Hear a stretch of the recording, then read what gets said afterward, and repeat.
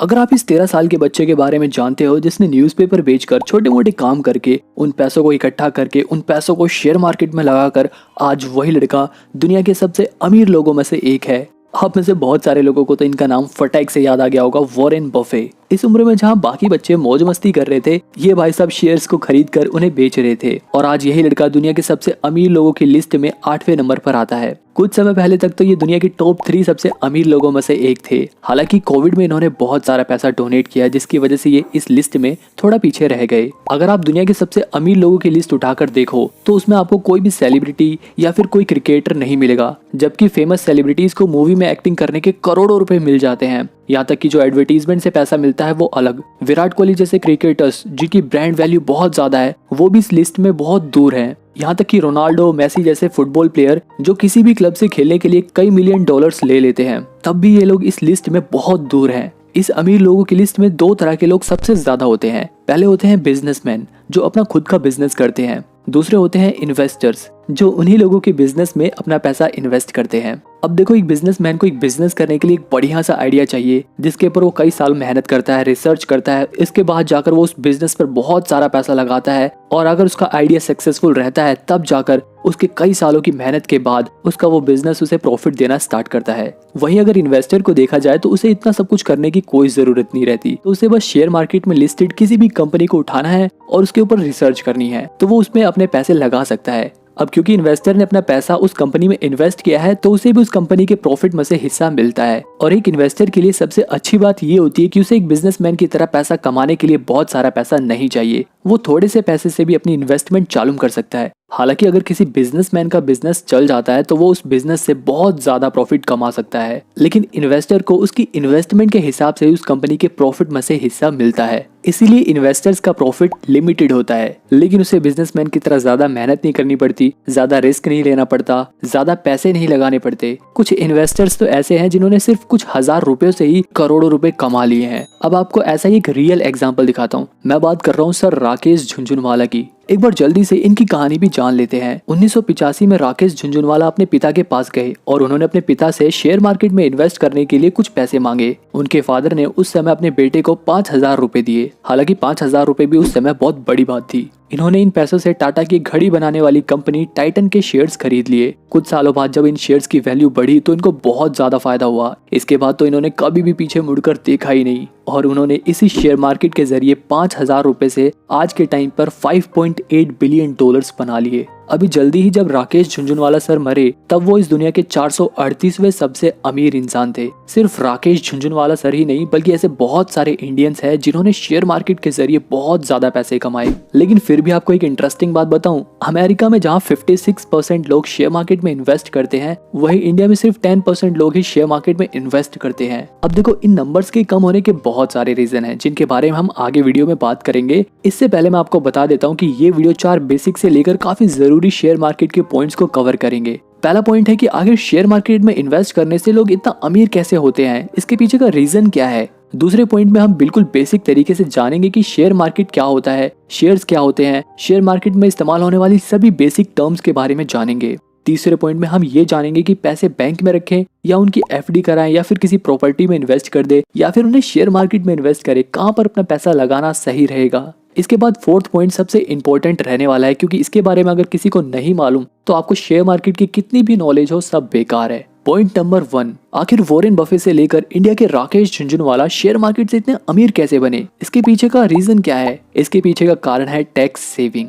इसे एक एग्जांपल से समझते हैं। सपोज करो ये है राजू। इसने 2021 में अडानी पावर लिमिटेड कंपनी के 1000 शेयर्स खरीदे जिनकी एक शेयर की वैल्यू लगभग 100 रुपए थी। यानी कि राजू ने टोटल 1 लाख रुपए इन्वेस्ट किए। एक साल बाद जब इन शेयर्स की वैल्यू 100 रुपए से 400 रुपए पहुंच गई तब इन्होंने अपने शेयर्स को बेच दिया। अब देखो, राजू के पास 100 रुपए का एक शेयर था और टोटल 1000 शेयर्स थे, यानी कि 1 लाख रुपए के शेयर्स थे। 2022 में जब वो 100 रुपए का शेयर 400 रुपए का हो गया तब उसकी 1 लाख की इन्वेस्टमेंट 4 लाख रुपए की हो गई। मतलब राजू को 1 लाख रुपए शेयर मार्केट में लगाने से 3 लाख का प्रॉफिट हुआ, वो भी सिर्फ 1 साल से थोड़े से ज्यादा समय में। अब राजू अगर अपने इन शेयर को ठीक 1 साल बाद बेचता है तो उसका ये profit long term capital gain के अंदर आता है और लॉन्ग टर्म कैपिटल गेन पर 2018 तक तो कोई भी टैक्स देना ही नहीं पड़ता था। मतलब ये टोटली टैक्स फ्री रहता था। जितना आपका प्रॉफिट है आप अपने घर ले जाओ, सरकार एक भी रुपया नहीं लेती थी। लेकिन बाद में गवर्नमेंट ने अपनी कमाई करने के लिए इस पे 10% का टैक्स लगा दिया। अब अगर इस हिसाब से देखा जाए तो 3 लाख के ऊपर 10% टैक्स 30,000 रुपए होता है। एक आम आदमी की सैलरी लगभग 20 से 25,000 रुपए होती है। इंडिया में तो कई लोगों की सैलरी शायद इससे भी कम हो। यहाँ पर राजू के पैसे ने उसे एक आदमी की पूरे साल भर की कमाई, पूरे साल भर की सैलरी जितना पैसा खुद ही कमा कर दे दिया। इसी तरीके को कहते हैं अर्न मनी फ्रॉम मनी। लेकिन ये तो सिर्फ एक छोटा सा रिटर्न है। सपोज करो अगर राजू अपने पैसे को 10-15 साल तक उसी कंपनी में इन्वेस्ट करके रखता है तो हो सकता है जो शेयर आज 400 रुपए का है वो अगले 10-15 सालों में 4,000 रुपए का हो जाए।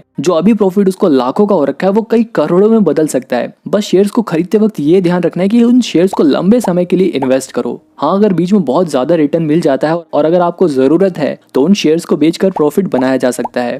आप सोच रहे होंगे कि यार ये तो हमें भी पता है कि शेयर से बहुत पैसे कमाए जा सकते हैं, लेकिन प्रॉब्लम तो यही है ना कि हमें शेयर मार्केट के बारे में कुछ भी नहीं पता, तो हम सही शेयर्स कैसे चुनेंगे। पार्ट 2 में हम यही सारी बेसिक लेकिन बहुत ही इंपॉर्टेंट चीजों के बारे में जानेंगे। अब देखो शेयर मार्केट क्या है। अगर मैं आपको सबसे सरल भाषा में बताऊं तो शेयर मार्केट बिल्कुल हमारे आसपास लगने वाली लोकल बाजार यानी कि मार्केट की तरह ही है। जैसे हम बाजार में जाकर सब्जियां खरीदते हैं वैसे ही लोग शेयर मार्केट में जाकर शेयर्स को खरीदते हैं। लेकिन अब तो ऐसा हो गया कि आपको शेयर खरीदने के लिए कहीं जाना नहीं पड़ता। आप घर बैठे बैठे ही ऑनलाइन अपने मोबाइल से शेयर्स को खरीद सकते हो और उन्हें बेच भी सकते हो। अब सब्जियों की मंडी यानी कि सब्जी मंडी तो आपको हर गली चौराहे पर मिल जाती है, लेकिन शेयर बाजार यानी कि शेयर मार्केट आपको हर जगह नहीं मिलेगी। ये इंडिया में सिर्फ 2 ही है। पहली है नेशनल स्टॉक एक्सचेंज NSE, दूसरी है बॉम्बे स्टॉक एक्सचेंज BSE।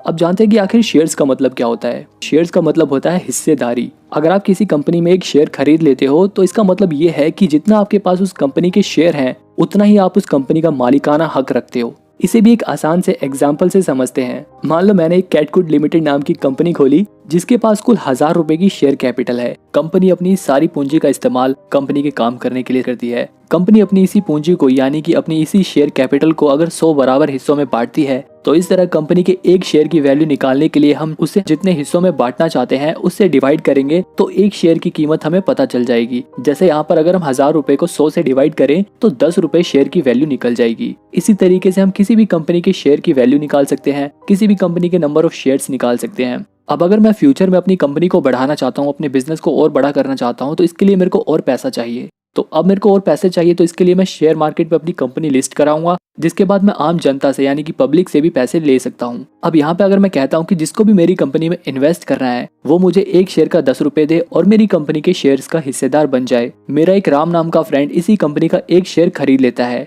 वही मेरा दूसरा फ्रेंड श्याम इस कंपनी के 5 शेयर खरीद लेता है। अब यहाँ पर हम नंबर ऑफ शेयर्स को देखकर ये पता लगा सकते हैं कि राम यहाँ पर मेरी कंपनी के 1% का मालिक है, वहीं श्याम मेरी इस कंपनी के 5% का मालिक है। अब क्योंकि इन दोनों ने अपना पैसा मेरे बिजनेस को चलाने के लिए दिया है तो इसलिए मेरे बिजनेस का प्रॉफिट और लॉस इनके शेयर्स के हिसाब से इनके बीच में बटेगा।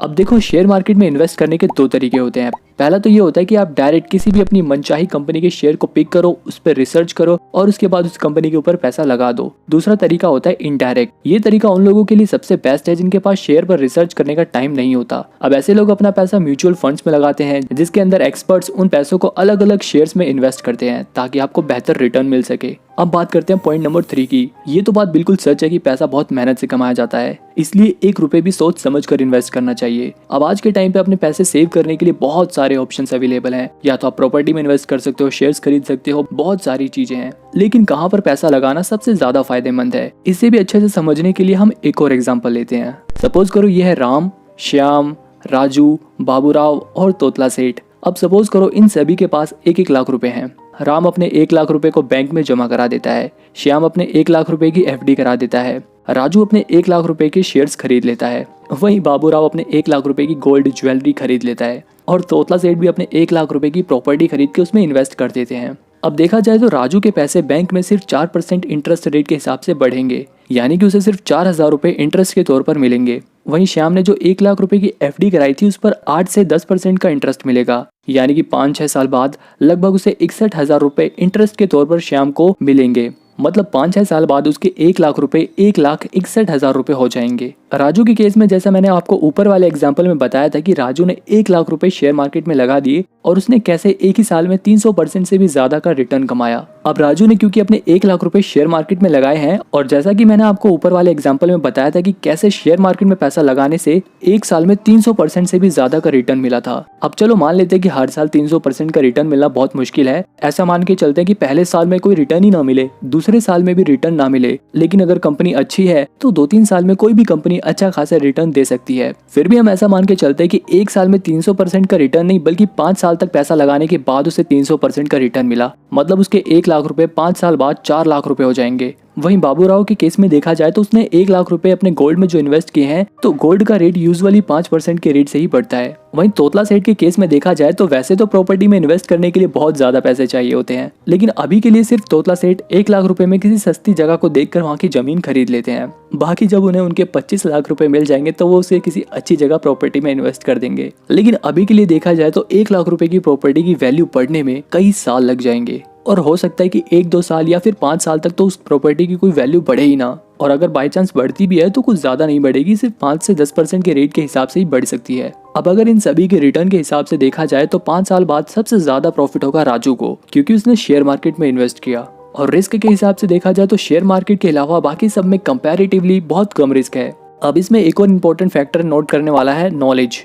शेयर मार्केट में इन्वेस्ट करने के लिए आपको थोड़ी बहुत नॉलेज होना जरूरी है। शेयर्स के ऊपर रिसर्च करना जरूरी है। आपको ये पता लगाना आना चाहिए, ये एनालिसिस करना आना चाहिए कि कौन सी कंपनी के शेयर फ्यूचर में ग्रो करने वाले हैं। जैसे कि शुरुआत में मैंने एग्जांपल दिया था कि राकेश झुनझुनवाला सर ने अपनी नॉलेज और एनालिसिस के हिसाब से टाइटन के शेयर चुने थे जिनकी वैल्यू फ्यूचर में कई गुना ज्यादा बढ़ गई थी। ऐसा इसलिए हुआ क्योंकि उनका एनालिसिस बिल्कुल सटीक था। इसी तरह से आज हम एनालिसिस करके किसी भी एक सही कंपनी के शेयर को पिक कर लेते हैं तो वो हमें फ्यूचर में करोड़पति बना सकती है। लेकिन अगर कोई कहता है कि यार मैं तो इतना पढ़ा लिखा नहीं हूँ, मुझे तो शेयर मार्केट की नॉलेज ही नहीं है, या फिर अगर कोई ऐसा कहे कि मेरे पास तो रिसर्च करने का टाइम ही नहीं है, तो ऐसे लोग म्यूचुअल फंड में इन्वेस्ट कर सकते हैं। म्यूचुअल फंड्स भी बहुत तरीके के होते हैं जिनमें शेयर्स के मुकाबले कंपैरेटिवली कम रिस्क होता है। अब क्योंकि रिस्क कम होता है इसलिए रिटर्न भी कम होता है, और शेयर मार्केट में रिस्क ज्यादा होता है तो वहाँ पे रिटर्न भी ज्यादा मिल सकता है। अब ये आपके ऊपर डिपेंड करता है कि आप अपने पैसे कहाँ इन्वेस्ट करते हो। बस बैंक अकाउंट में ज्यादा पैसे कभी भी नहीं रखने चाहिए, क्योंकि बैंक अकाउंट में रखे पैसे हमारे कभी भी बढ़ते नहीं है, बल्कि इन्फ्लेशन की वजह से उनकी वैल्यू हमेशा कम ही होती है।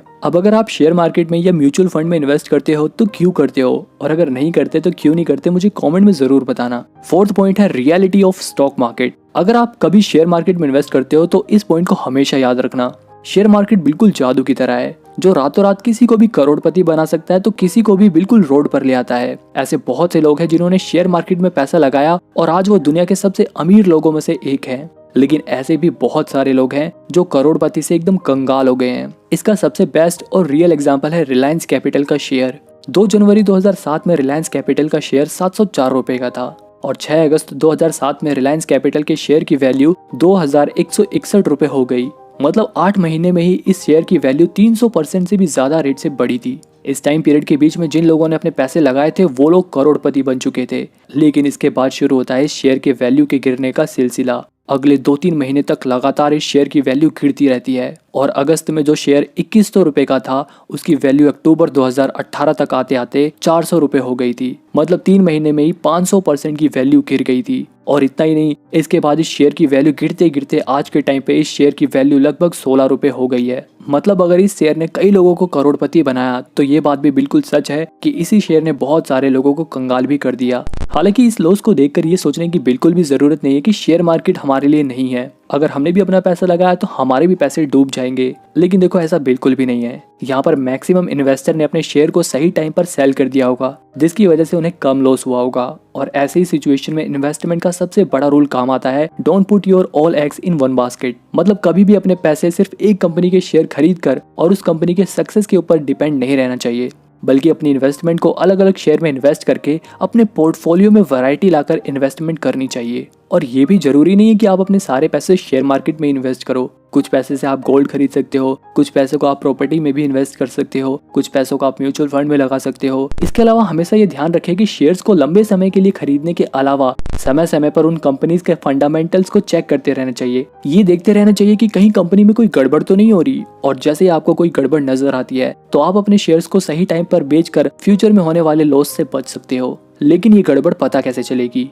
ये कैसे पता चलेगा कि कौन से शेयर फ्यूचर में ग्रो करेंगे, कहाँ पर पैसा लगाना सही है, कहाँ पर पैसा लगाने में रिस्क कम है? तो ऐसे कौन से शेयर है जहाँ पर कम पैसे लगाकर भी आप ज्यादा रिटर्न कमा सकते हो? ये सब जानने के लिए काम आता है फंडामेंटल एनालिसिस। जैसे कि कंपनी अगर लार्ज कैप है तो उसमें बहुत कम रिस्क होता है, अगर कंपनी मिड कैप है तो उसके अंदर ठीक ठाक रिस्क होता है, और अगर कोई कंपनी स्मॉल कैप है तो उसके अंदर रिस्क ज्यादा होता है। हालांकि प्रॉफिट के साथ भी ऐसा होता है, जहां पर रिस्क ज्यादा है वहां पर प्रॉफिट भी बहुत ज्यादा होता है, और जहां पर रिस्क कम है वहां पर प्रॉफिट भी कम ही मिलता है। और किसी भी शेयर में इन्वेस्ट करने से पहले आप उसके पी रेशियो को देख सकते हो। पी रेशियो को देखकर ये पता लगाया जाता है कि किस कंपनी में कम पैसे लगाकर भी आप ज्यादा रिटर्न कमा सकते हो। अगर आप ये सब सीखना चाहते हो, कंपनीज के बाकी फंडामेंटल को चेक करके ये कैसे पता लगा जाता है कि कौन से शेयर फ्यूचर में ग्रो करेंगे, कहां पर पैसा लगाने से आपको प्रॉफिट होगा, ये सब जानने के लिए, फंडामेंटल एनालिसिस सीखने के लिए आप मेरी ये वाली वीडियो देख सकते हो। इस वीडियो में मैंने बड़े ही आसान तरीके से फंडामेंटल एनालिसिस को समझाया है। वीडियो पसंद आई हो तो वीडियो को लाइक करके चैनल को सब्सक्राइब कर लो।